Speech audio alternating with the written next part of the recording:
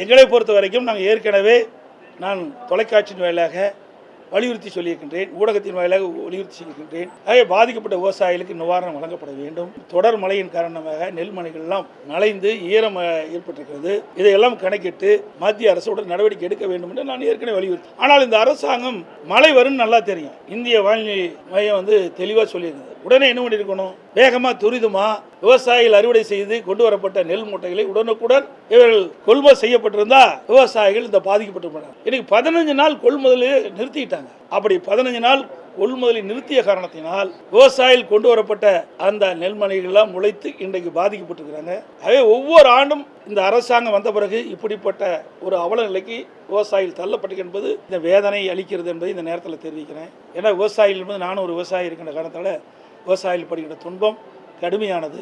விவசாயிகள் உற்பத்தி செய்யப்பட்ட அந்த நெல்லை விற்பனை செஞ்சு தான் அவருடைய வாழ்க்கையை தொடர்ந்து நடத்த முடிய ஒரு சூழ்நிலை இருக்கின்றது. வாழ்வாதாரமே இந்த நெல்லை நம்பித்தான் இருக்கின்றார்கள். ஆகவே இந்த மத்திய அரசு மீண்டும் பரிசீலிக்க வேண்டும். இது எந்த அடிப்படையில் நிராகரித்தார் என்ற விளக்கம் எங்களுக்கு கிடைக்கவில்லை. அந்த விளக்கம் கிடைச்ச போது தெளிவாக நான் குறிப்பிட்டேன்.